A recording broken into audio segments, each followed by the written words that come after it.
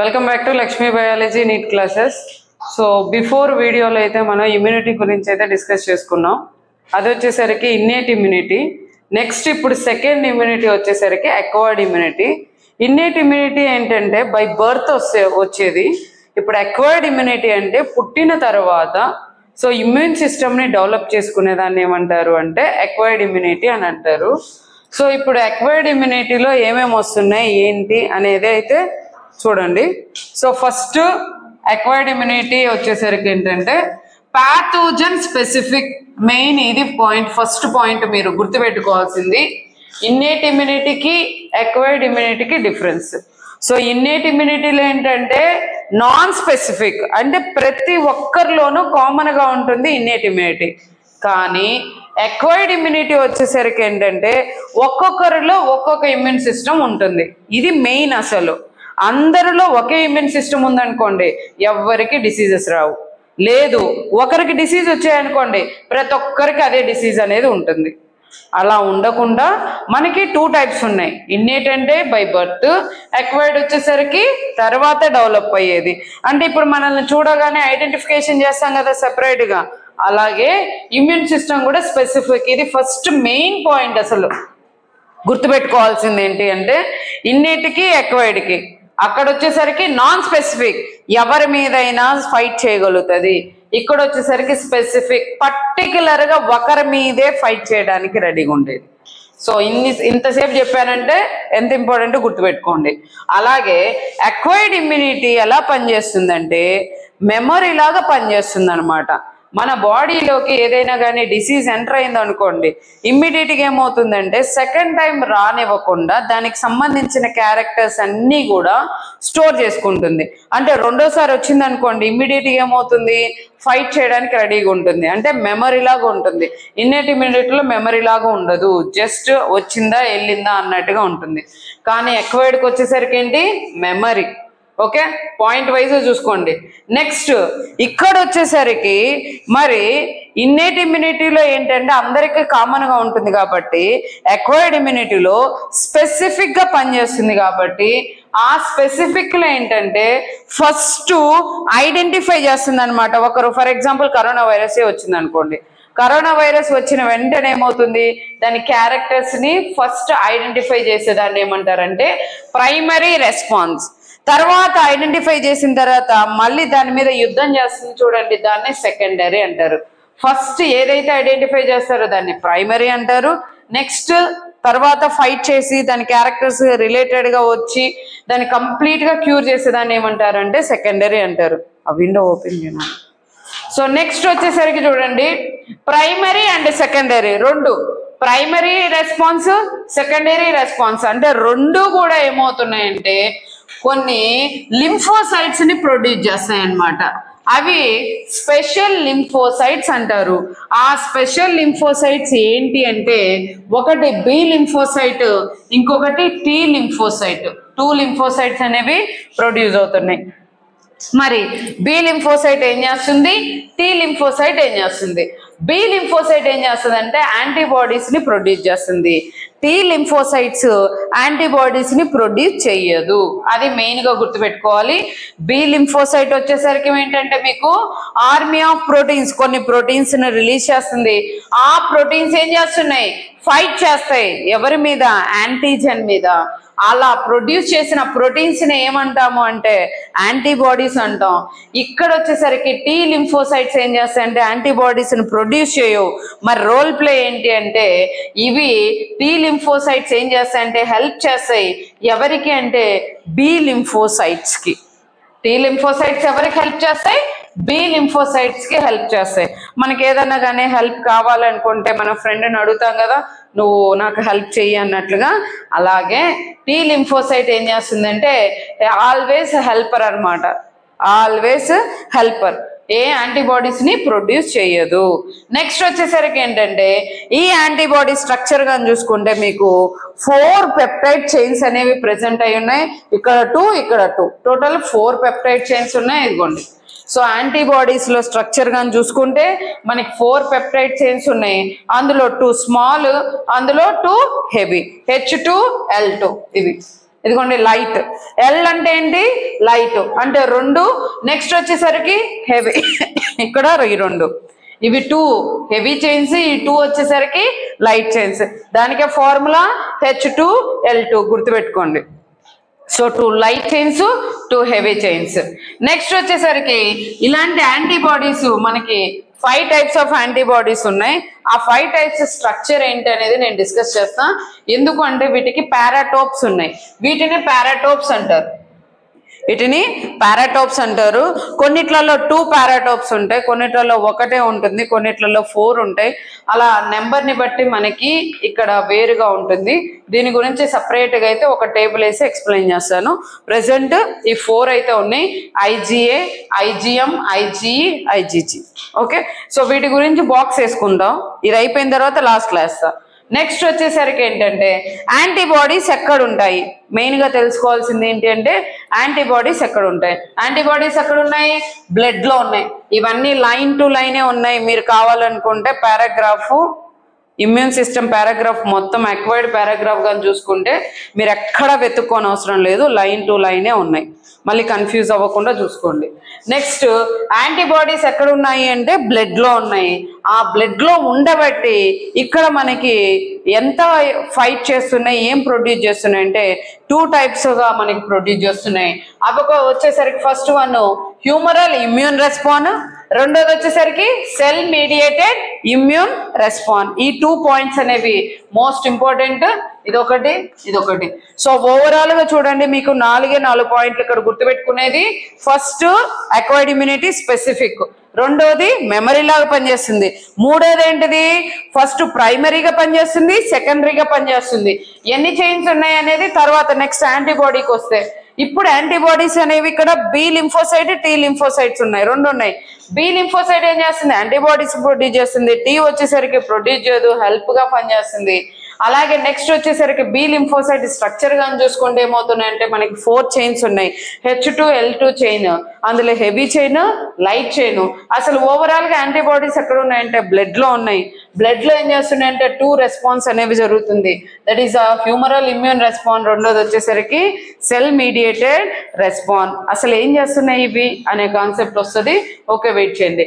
Next cell mediated immune response ఎలా పనిచేస్తుంది, అదే విధంగా ఉంటుందంటే it is also act as a tea lymphocyte. Important bit, tea lymphocyte. ఎవరు? సెల్ మీడియేటెడ్ ఇమ్యూన్ సిస్టమ్ అనేది ఎలా పనిచేస్తుందంటే టీ లింఫోసైట్ గా యాక్ట్ చేస్తుంది. ఇక్కడ వచ్చేసరికి ఇది అక్వైర్డ్ ఇమ్యూన్ రెస్పాన్స్. అక్వైర్డ్ అనగానే ఏంటి? మనము సర్వై అవుతూ ఉన్నప్పుడు ఇమ్యూన్ సిస్టమ్ అనేది డెవలప్ చేసుకునే దాన్ని ఏమంటారంటే అక్వైర్డ్. సో దానికి బెస్ట్ ఎగ్జాంపుల్ చెప్తాను చూడండి. ఏదైనా మనము ఒక క్వశ్చన్ చదువుకుంటున్నారు అనుకోండి. ఆ ఒక్క క్వశ్చన్ చదువుకునేటప్పుడు ఫస్ట్ లెక్చరర్స్ ఎక్స్ప్లెయిన్ చేస్తుంటారు, అర్థమైంది అనుకుంటారు. సెకండ్ టైం ఏం చేస్తారు? మళ్ళీ ఓపెన్ చేసి రీడ్ చేస్తారు. రీడ్ చేసినప్పుడు ఒక 2 లైన్స్ అర్థమై ఉంటాయి, రిమైనింగ్ అర్థం కాకుండా ఉంటాయి. మళ్ళీ ఏం చేస్తారు? సో అర్థమయ్యే విధంగా ఎలా కన్వర్ట్ చేసుకోవాలని కొంతమంది తెలివిగల స్టూడెంట్స్ ఏంటంటే వాళ్ళ ఓన్గా క్రియేట్ చేసుకొని ఇలా వచ్చింది అనేసి చేసుకుంటారు. ఇంకొంతమంది ఏంటంటే మళ్ళీ మా లెక్చరర్ దగ్గరికి వెళ్ళి ఇది ఎలా వచ్చింది ఏంటి అనేది మళ్ళీ అడుగుతారు. అంటే దాని ప్యాటర్న్ ఏంటంటే ఒక స్టెప్ బై చూసుకుంటున్నారు కదా. అలాగే ఇక్కడ కూడా ఏంటి అంటే మనకి హ్యూమరల్ అక్వైర్డ్ ఇమ్యూన్ సిస్టమ్ ఏంటంటే మనకి యాంటీజెన్స్ వచ్చేదాన్ని బట్టి మన ఇమ్యూన్ సిస్టమ్ అంటే యాంటీబాడీస్ అనేవి డెవలప్ అవుతాయి.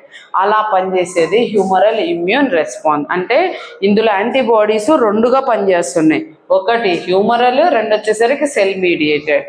అయితే ఇక్కడ ఇంకో పాయింట్ గుర్తుపెట్టుకోండి. ఇక్కడ మెయిన్గా మీరు ఇక్కడ డయాగ్రామ్ మాత్రం బాగా మోస్ట్ ఇంపార్టెంట్ వన్. డయాగ్రామ్ మాత్రం ఇక్కడ ఇంకొక పాయింట్ ఉంది, ఆ పాయింట్ చెప్తాను. గ్రాఫ్ రిజెక్షన్ అని లాస్ట్లో చెప్తా. సో ఇక్కడ మీరు గుర్తుపెట్టుకోవాల్సింది ఏంటంటే ఎస్ బాండ్స్ ఉన్నాయి చూడండి. ఈ ఎస్ బాండ్స్ ఎన్ని ఎస్ బాండ్స్ ఉన్నాయి అనేది మీకు ఒక క్వశ్చన్ వస్తుంది. సో ఇక్కడ మీరు కౌంట్ చేసుకుంటే ఇక్కడ 5, ఇక్కడ 5. సో 5, 5, 10. నెక్స్ట్ ఇక్కడ చూడండి 2, ఇక్కడ 4, ఇక్కడ వచ్చేసరికి 6. సో 10 + 6 టోటల్ ఎన్ని ఉన్నాయి అంటే మీకు 16 సల్ఫర్ బాండ్స్ అనేవి ఉన్నాయి. ఇవి ఏంటంటే మీకు బైండ్ అవ్వడం కోసం హెల్ప్ఫుల్గా ఉంటుంది. ఇంకొకటి ఇక్కడ చూడండి, ఒక స్పెసిఫిక్ స్ట్రక్చరు. ఈ స్పెసిఫిక్ స్ట్రక్చర్ని ఏమంటాము అంటే మనం antigen binding site. Antigen binding site అంటే ఇది పారాటోప్ అమ్మ, ఇది పారాటోపు. యాంటీజెన్ బైండింగ్ సైట్ అని ఎందుకు అన్నామంటే, ఫర్ ఎగ్జాంపుల్ ఇక్కడ చూడండి, ఇప్పుడు ఇది యాంటీబాడీ అనుకోండి. ఈ యాంటీబాడీ ఏం చేస్తుందంటే ఇది ప్రొటెక్ట్ చేసేది. మరి ఇప్పుడు ఏం చేయాలి, ఇది పట్టుకోవాలన్నప్పుడు ఏం చేయాలి, ఇక్కడ షేప్ మార్చుకుంటుంది అనమాట. యాంటీజెన్ ఏ షేప్లో ఉంటుందో ఆ షేప్లో. ఫర్ ఎగ్జాంపుల్ ఇది చాక్ పీస్ స్ట్రైట్గా ఉంది కాబట్టి స్ట్రైట్గానే ఉంటుంది, ఇలా అరెస్ట్ చేస్తుంది. అంటే ఇప్పుడు యాంటీబాడీ ఏం చేసింది, యాంటీజెన్ని బయటికి వెళ్లకుండా చేసింది. అలా బయటికి వెళ్లకుండా చేయడం వల్ల ఏమవుతుందంటే ఇంక ఇప్పుడు ఇది అరెస్ట్ అయిపోయింది. దీని మీద ఏం చేస్తుందంటే పీసెస్గా చేసి చంపేస్తూ ఉంటుంది అనమాట. ఇలా మీకు యాంటీబాడీ అనేది యాంటీజెన్ని ఎలా కంట్రోల్ చేసుకుంటుందో ఒకసారి చూడండి. ఓకే, సో ఇలా ఇది ఇక్కడైతే షేప్ మార్చుకుంటుందమ్మా, ఒకే షేప్ అయితే ఉండదు. ఎందుకంటే ఒక్కొక్కరికి ఒక్కొక్క యాంటీజెన్ స్ట్రక్చర్ అనేది ఉంటుంది. సో ఇక్కడైతే షేప్ మార్చుకుంటూనే ఉంటుంది, సేమ్ షేప్ అయితే ఉండదు. సో ఓవరాల్గా ఇది మీరు గుర్తుపెట్టుకోవాల్సింది. Next N terminal, C terminal, NC. So diagram కూడా గుర్తుపెట్టుకోవాలి, ప్లస్ ఎన్ని సల్ఫర్ బాండ్లు ఉన్నాయి అనేది గుర్తుపెట్టుకోవాలి, లైట్ చైన్ ఏది, హెవీ చైన్ అనేది గుర్తుపెట్టుకోవాలి, యాంటీజెన్ బైండింగ్ సైట్ అనేది గుర్తుపెట్టుకోవాలి. ఇప్పుడు లాస్ట్ పాయింట్ చూడండి. మరి ఇది ఇంత చెప్పాం కదా, అసలు ఇది దేనికి అంటే కొంతమందికి లివర్ ప్రాబ్లమ్ కానీ, లేదా ఫెయిల్ అవ్వడం కానీ, కిడ్నీ ఫెయిల్ అయినా కానీ, హార్ట్ ఫెయిల్ అయినా కానీ, అంటే మన బాడీలో ఆర్గాన్స్ అనేవి ఫెయిల్ అయి ఉంటాయి. ఆ ఫెయిల్ అయి ఉన్నప్పుడు మళ్ళీ ఇంకొక ఆర్గాన్ని మనం ఇంజెక్ట్ చేసుకోవాలి. అలా ఆర్గాన్ని ఇంజెక్ట్ చేసుకోవాలి అంటే ఫస్ట్ వీళ్ళిద్దరిని ఏం చేయాలంటే సప్రెస్ స్టేజ్లోకి ఉంచుకోవాలి. లేదనుకోండి, సప్రెస్ కండిషన్లో ఉంచుకోకపోతే ఇవి యాక్టివ్లో కానీ ఉన్నాయనుకోండి, ఇవి ఆటోమేటిక్ ఏం చేస్తాయంటే మన బాడీలోకి ఎవరో అన్నోన్ పర్సన్ వచ్చారు, ఆ అన్నోన్ పర్సన్ మీద మనం యాంటీబాడీస్ని ప్రొడ్యూస్ చేసి ఫైట్ చేద్దాము అని అంటుంది. సో అలా ఫైట్ చేశారనుకోండి, ఇమ్మీడియట్గా నువ్వు ఆర్గాన్ ట్రాన్స్ప్లాంటేషన్ చేసుకున్న వెంటనే చనిపోతారు. దానికోసం ఏం చేయాలంటే ఫస్ట్ వీటిని ఏం చేసుకోవాలి, సప్రెస్ చేసుకోవాలి. సప్రెస్ చేసుకున్నారనుకోండి, ఆ తర్వాత ఏమవుతుంది, మీరు స్లోగా మళ్ళీ యాక్టివేట్ చేసుకోవచ్చు. మళ్ళీ ఇంకో డౌట్ వస్తుంది, మేడం ఇది సప్రెస్ చేసుకుంటే మరి యాంటీబాడీస్ కూడా సప్రెస్ అయిపోతే మనకి ఫైట్ చేసేది ఎవరు, మనల్ని కంట్రోల్ చేసేది ఎవరు, ప్రొటెక్ట్ చేసేది ఎవరు అనుకుంటారు. అంటే ఫస్ట్ మీరు ట్రాన్స్ప్లాంటేషన్ చేసేంత వరకు, ఆ ట్రాన్స్ప్లాంటేషన్ చేసే ముందు కూడా ఆర్గాన్ సైజ్ చూసుకుంటారు, అలాగే బ్లడ్ టెస్ట్ చేసుకొని బ్లడ్ మ్యాచ్ అయిందా లేదా చెక్ చేసుకుంటారు. అన్నీ చెక్ చేసుకున్న తర్వాతే ఇంజెక్ట్ చేసేటప్పుడు వీటిని సప్రెస్ చేస్తారు. సప్రెస్ చేసిన తర్వాత పెట్టేసిన తర్వాత సర్జరీ కంప్లీట్ అయిన తర్వాత కొంచెం కొంచెంగా మళ్ళీ ఏం చేస్తారంటే యాక్టివేట్ చేస్తారు. అప్పుడు యాక్టివేట్ అయిన తర్వాత కంప్లీట్గా యాక్టివేట్ అయిపోయిన తర్వాత నీకు అప్పుడు ఏమనిపిస్తుంది అంటే స్లో పాయిజన్ టైప్ అనమాట. సో అప్పుడు ఈ ఇమ్యూన్ సిస్టమ్కి ఏమనిపిస్తుంది అంటే ఓ ఇది నా బాడీ ఆర్గానే, ఎవరిదో కాదు, అన్నోన్ పర్సన్ది కాదు అన్నట్లుగా ఏమవుతుందంటే లోపలికి అడ్జస్ట్ అవుతూ ఉంటుంది. అలా అడ్జస్ట్ అవ్వడం వల్ల మనకి ఎలాంటి ప్రాబ్లం అయితే ఉండదు. సో ఇలా సెట్ చేసుకునే దాన్ని ఏమంటారంటే మనము ఒకవేళ రిజెక్ట్ అయితే graft rejection method, specific non specific method. అంటే ఇది స్పెసిఫిక్గా నాన్ స్పెసిఫిక్గా మనకి కరెక్ట్గా ఉందా లేదా అన్నీ చెక్ చేసుకునేదాన్నే మనము ప్రాపర్గా ఉంచుకునేదాన్నే మెథడ్ గ్రాఫ్ట్ రిజెక్షన్ మెథడ్. అది లాస్ట్ పారాగ్రాఫ్ దీంట్లో ఉంది. ఇక మీకు మీ పెండింగ్ ఉంది ఏంటి అంటే ఇవి టైప్స్. ఈ టైప్స్ ఇప్పుడు నేను మీకు ఫ్లో చార్ట్ అయితే వేస్తాను. బిఫోర్ వీడియోలో ఆల్రెడీ యాంటీబాడీస్ గురించి డిస్కస్ చేసేటప్పుడు 5 టైప్స్ ఉన్నాయని చెప్పేస్తున్నాను. ఆ 5 టైప్స్ ఏంటంటే ఆర్డర్గా రాసాను చూడండి, ఎలా గుర్తుపెట్టుకోవాలో. IgA, IgD, IgE, IgG, next IgM. ఇవి మెయిన్గా ఎక్కడ ప్రెసెంట్ అయి ఉన్నాయి ఏంటి. ఫస్ట్ నేను మెయిన్ 3 పాయింట్స్ రాశాను, అంతకు మించి ఎక్స్ట్రా అయితే మీరు గుర్తుపెట్టుకోవాల్సిన అవసరం అయితే లేదు. సో ఇక్కడ చూడండి, ఫస్ట్ IgAకి నేను ఆల్రెడీ మీకు యాంటీబాడీ స్ట్రక్చరు వేసినప్పుడు ఇక్కడ ఈ విధంగా వేసేస్తున్నాను. నేను Y షేప్లో ఉంటుంది మనకి యాంటీబాడీ అనేసి డ్రా చేస్తున్నాను. సేమ్ ఇలాగే ఇక్కడ 2 యాంటీబాడీస్ అనేవి ప్రెసెంట్ అయి ఉన్నాయి అనమాట. సో అలా 2 ఉన్నప్పుడు దాన్ని ఏమంటారంటే డైమర్ అంటారు. రెండు ఉంటే డైమర్ అంటారు. అంటే IgA అనేది రెండు ఉన్నాయి. అప్పుడు పారాటోప్స్ ఎన్ని ఉన్నట్టు నీకు 4 పారాటోప్స్ ఉన్నాయి. ఒకవేళ పారాటోప్స్ అని అడిగితే సో పారాటోప్స్ వచ్చేసరికి 4 పారాటోప్స్, ఇది ఒకటి ఇదొకటి ఇదొకటి ఇదొకటి. అంటే IgAకి పారాటోప్స్ ఎన్ని అంటే 4. నెక్స్ట్ IgD కామన్ గా ఇక నార్మల్ గా యాంటీబాడీ అనేది ఎలా ఉంటుందో సేమ్ స్ట్రక్చర్. So monomer. ఇక్కడ వచ్చేసరికి పారాటోప్స్ ఎన్ని ఉంటాయి అంటే 2 ఉంటాయి. నెక్స్ట్ తర్వాత IgEకి వచ్చేసరికి మోనోమర్. సో మోనోమర్ కి వచ్చేసరికి పారాటోప్స్ ఎన్ని ఉన్నాయి అంటే 2 ఉన్నాయి. నెక్స్ట్ తర్వాత IgG కూడా ఏంటంటే మోనోమరే, అంటే పారాటోప్స్ ఎన్ని ఉన్నాయంటే 2 ఉన్నాయి. ఇక్కడ చూడండి సింపుల్ గా మీరు గుర్తుపెట్టుకోండి, same antibody structure Y shape లో ఉన్నది 3, IgD IgE IgG. దీన్ని గుర్తుపెట్టుకోవాల్సిన అవసరం లేదు, యాజ్ ఇట్ ఈస్ గా ఉంటుంది. ఇంకా మీరు గుర్తుపెట్టుకునేది ఎవరిని, IgA ఒకటి M ఒకటి, first one last one. First one కి వచ్చేసరికి ఇక్కడ 2 యాంటీబాడీస్ జాయింట్ అయ్యే విధంగా ఉంటాయి, అంటే 4 పారాటోప్స్ అనేవి ప్రెసెంట్ అయి ఉంటాయి. నెక్స్ట్ వచ్చేసరికి ఇక్కడ IgM లో వచ్చేసరికి ఎన్ని ఉంటాయి అంటే టోటల్ గా 10 పారాటోప్స్ ఉంటాయి. చూడండి 1 2 3 4 5 6 7 8 9 10. సో టోటల్ గా 10 పారాటోప్స్ ఉంటాయి. అలాగే యాంటీబాడీస్ అనేవి ఎన్ని ఉంటాయంటే 5 అనేవి ప్రెసెంట్ అయి ఉంటాయి. ఈ 5 కంబైండ్ అయి ఉంటాయి అన్నమాట. అంటే IgM కి వేరుగా ఉంది, IgA కి వేరుగా ఉంది. మెయిన్ గా మీరు 3 పాయింట్స్ గుర్తుపెట్టుకోండి. ఫస్ట్ ఆర్డర్ గుర్తుపెట్టుకోండి, IgA IgD IgE next IgG next M. So ఈ 5 నేమ్స్ గుర్తుపెట్టుకున్న తర్వాత ఫస్ట్ లాస్ట్ మీకు యాంటీబాడీస్ పారాటోప్స్ అనేవి మారుతున్నాయి. ఇంకా మిగిలిన మిడిల్లో ఉన్న 3 కూడా కామన్ గానే ఉన్నాయి. సో ఇలా ఉంటే మోనోమర్ అంటాము, అక్కడ 2 ఉన్నామంటే డైమర్ అన్నాము, ఇక్కడ 5 ఉన్నాయి కాబట్టి పెంటామర్ అని అంటాం. సో ఇది ఫస్ట్ పాయింట్. నెక్స్ట్ పాయింట్ వచ్చేసరికి ఇదే మీకు లాస్ట్ పాయింట్. సో ఇక్కడ IgA అనేది ఎక్కడ ప్రెసెంట్ అయి ఉంటుంది అంటే ఇన్నేట్ ఇమ్యూనిటీలో మనం ఆల్రెడీ డిస్కస్ చేసుకున్నాం, physical barrier physiological barrier. So అక్కడ మీకు దానికి సంబంధించిన ఇన్ఫర్మేషన్ మ్యూకస్ సలైవా టీయర్స్. ఇక్కడ నీకు IgA టైప్ అనేది ఉంటుంది. సో బ్యారియర్స్ అంటే ఏం చేస్తుంది, నీకు ఎవరిని డిసీజెస్ ని లోపలికి రాకుండా ప్రొటెక్ట్ చేస్తూ ఉంటుంది. నెక్స్ట్ IgD అనేది ఎక్కడ ప్రెసెంట్ అయిందంటే బి సెల్యులార్ రిసెప్టారు. అలాగే ఇట్ విల్ రిలీజ్ IgM అంటే అది. సో IgM ని రిలీజ్ చేయడానికి IgD అనేది రోల్ ప్లే చేస్తుంది. నెక్స్ట్ IgE అనేది ఎక్కడ ప్రెసెంట్ అయి ఉంటుంది అంటే మాస్ట్ సెల్స్ అలాగే బేసోఫిల్ సెల్స్ లో ప్రెసెంట్ అయి ఉంటుంది. నెక్స్ట్ IgG అనేది ఎక్కడ ప్రెసెంట్ అయి ఉంటుంది, it bind to the phagocytes. Phagocytes అంటే ఏవైనా కానీ ఆర్గానిజమ్స్ యాంటీజెన్స్ ని పీసెస్ గా చేసేదాన్ని ఏమంటారంటే ఫాగోసైట్స్.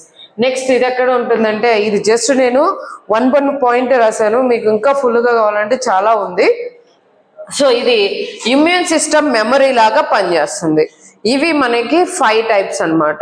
అంటే 5 టైప్స్ ఎందుకు రాశాను అంటే మీకు ఎప్పటికైనా ఉపయోగపడుతూనే ఉంటుంది. ప్లస్ ఒకవేళ మిమ్మల్ని ఆప్షన్స్ అడిగినప్పుడు ఆప్షన్స్ లో వీటిని మెన్షన్ చేస్తారు.